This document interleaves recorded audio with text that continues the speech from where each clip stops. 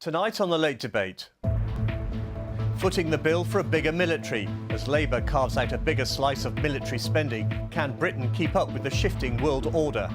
It is incredibly important that we, as a nation, recognise that the Americans are our #1 ally, not just in terms of defence, in terms of intelligence sharing, information sharing, business and trade. Also tonight, trouble brewing over how the Chancellor might cut Britain's benefits bill with the prospect of a big Labour rebellion.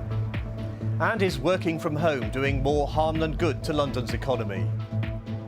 For any team, I think there's stronger collaboration, information sharing, and just greater efficiencies in working together if you're all together in person.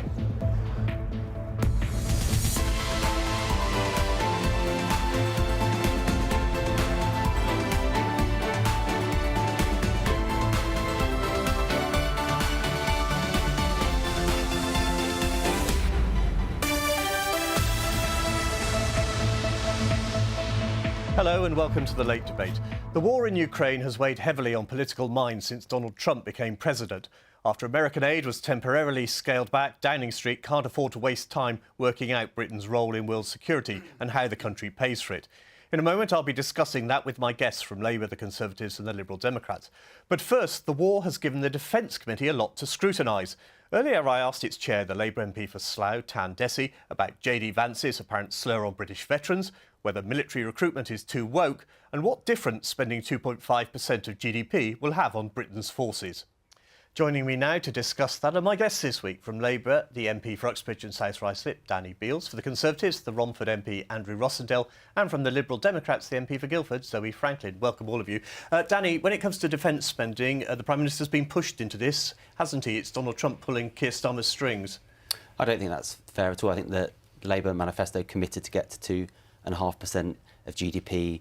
It's something that the last government unfortunately didn't do within 14 years, and we've managed to commit to that in a few months in office. And you know, we are seeing unstable times. People are very worried about what events in Europe and the globe mean for UK and global security. And I think it's right that now we make tough decisions to cut money elsewhere, to invest in our armed forces, to have the capabilities that they need to keep us safe. Andrew, we remember David Cameron cozying up to Putin at the 2012 Olympics, going to the judo together. Did the last government stick its head in the sand when it came to the threat from Russia? I think a lot of mistakes have been made by this government and the last government. I think cutting defence has always been a mistake. I don't think there was ever really a peace dividend. And I think that cutting back on our armed forces, we're now paying the price for that. So if you don't have strong defence, we will have greater threats. And the current government are now forced into increasing spending on defence very quickly. We weren't expecting it to happen that fast. And I do think the President of the United States has played a part in this. But we need to go further. We need to get to 3%. And that's what my party is committing to. Zöe, echoing what Andrew said there about Donald Trump forcing the hand here, is there anything about his approach that you can admire? President Trump appears to be a deeply unreliable partner, and I respect what Tan said. But I think when we look at the last couple of weeks, you have seen some very changeable approaches to global politics from President Trump. And I've been really proud to be in a party with our leader, Ed Davey, taking a really firm stand on the fact that we need to stand up to Donald Trump. We also need to work with him, of course, but we also need to become closer with our European allies on the issue of defence and specifically supporting our allies in Ukraine. The Prime Minister has to play the diplomat, but do you personally find anything about Donald Trump's rhetoric as distasteful? Well, look, I think we've always played that crucial role in the UK of bridging European partners and the US. We always have, and I think it's vital that we continue to do that. I don't think we should give up. So you haven't got a bad word to say about President Trump? Oh, not at all. I mean, look, I think much has been said before about comments that he and many politicians in the US or the UK, for that matter, have said. But I think rather than getting into a tittle-tattle or looking at individual tweets, it's right that the Prime Minister and our Parliament focus on our important strategic relationship with the US and deepening that when we've got incredibly uncertain times globally. What do you think about President Trump's approach? Well, I think it's refreshing. I don't agree with everything he says, and he's not really a politician. He's more of a businessman. Okay, He's which just bit's refreshing? Trying to sort bits out. From Ukraine? I think what he's doing, he's making countries that have been complacent start to be realistic. For instance, Europe. Europe has been a catastrophe. The European Union have meddled in defence for a long time. Have tried to. They've failed. They're not putting the money into defence that they should be. It's all about Germany now asking to be more involved, but they haven't paid their way for a very long time. It's always been Britain and America, and to be fair, the French, that have invested money in the defence that we need to look after Europe. I'm very pleased that because of what's happening, other countries in Europe are now willing to pay their way. But frankly, the EU should butt out. NATO is our first point of defence, not the European Union. OK, let's talk about a different form of spending, because Chancellor Rachel Reeves has got a lot to juggle when it comes to balancing the books, and not just with defence. The amount being paid on benefits is rising sharply, which means likely cuts to the welfare bill, which worries many of Labour's own MPs. This week, the Minister for Disability, East Ham MP Stephen Timms, said he wanted to get more people back into work. And a big part of the challenge is to build a thriving, inclusive labour market that works for as many people as possible, spreading opportunity, supporting disabled people, people with health impairments who have been excluded in the past.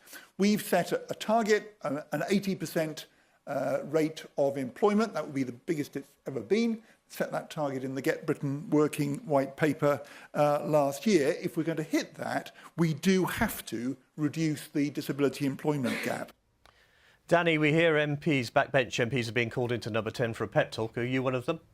I have gone in. It was not for a pep talk. It's for a sharing, really, of the situation that we've been left by the last government, which is, to be frank, not sustainable. If we continue on the path we are, by the end of this Parliament, we'd see about £70 billion being spent on out-of-work benefits. 1 million young people now have been left out of education, employment and training. And I don't find that an acceptable position. I think every young person and every person should be supported, if they can, to get into work. And I think it's just a shame that the last government didn't take the opportunity to reform the welfare system. So you're not going to be a Labour rebel? Well, I think we need to protect those with disabilities who cannot work. They need to be protected. That's fundamental. But there are lots of people who contacted me who want to work. But to be frank, the system at the moment doesn't help you work. It just parks you on disability benefits once you've fought to get them, and provides you no support to get back into the labour market. Does he sound like a Conservative? Well, I think there's something you're missing, which is actually the fact that we need to be investing in the NHS. We need to be addressing the social care crisis, because if you're not doing that, you're not empowering to get people back into work. And cutting the welfare spend, yes, we need to find a more sustainable approach to welfare, but it doesn't come by cutting welfare first. It comes investing in the NHS, the mental health support that people need. But we are doing that. We've invested 22 billion in the NHS. Waiting lists have come down for 4 months in a row. And we're employing a lot more work coaches to help people back into work. So I guess what would the Lib Dems do to bring down the welfare bill from 70 billion in 5 years? But an important part of this is actually the social care element. And the Prime Minister has said very clearly it's going to take 3 years to investigate what the solution to social care is, when we've had multiple reports that have set out very clear indication of the roadmap that needs to be followed. We want to see the report being delivered at the end of the year so that we can have a solution to the social care crisis. And that's Andrew, crucial. Are these cuts you secretly admire? A Conservative government couldn't have got away with them. Oh my goodness, we shouldn't have allowed this to get to the state it's got. We're talking about 10% of people are now on benefits. Before the pandemic, it was 7.5%. We're talking about an extra 12 billion on benefits since the pandemic. Do you know the pandemic did a huge amount of harm? It actually meant that a lot of people decided they're going to work from home, they're going to claim disability benefits, and now all we're doing is spending huge sums of money that we don't have. We're going to talk a bit more about the pandemic costs.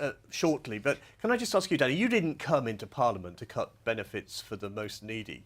I came into Parliament to make sure that people on benefits have the support they need to get into work. My mum, single parent, worked all her life. She unfortunately was disabled for a period when breaking her back, and she needed support, and that support needs to be there for people in those situations. But she could get back into work, and she did eventually with support. And there are millions of people in this country, actually many people with disabilities, say, I might be able to try work. I want to try educational training. We shouldn't just park people on benefits for life. It's not good for them. It's not good for society. It's not financially sustainable. We need to provide more active support, and we need to change the welfare system. What would the Lib Dems do?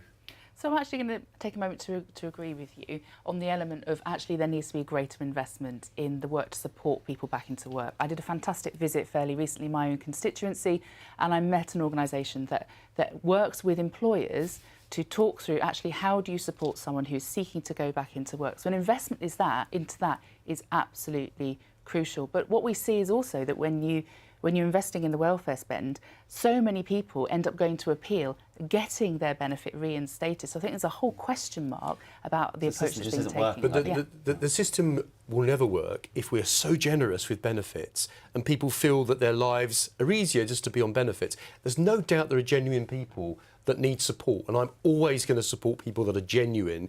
But we all know that a lot of people play the system, and I think that we need to be quite radical about this. It is unsustainable to continue to spend the level of welfare that we're spending, and we're teaching people actually not to bother to work. And I don't think we can do that anymore. The country needs to radically change the benefit system. OK, can I pause you there for a moment and ask you to cast your mind back 5 years?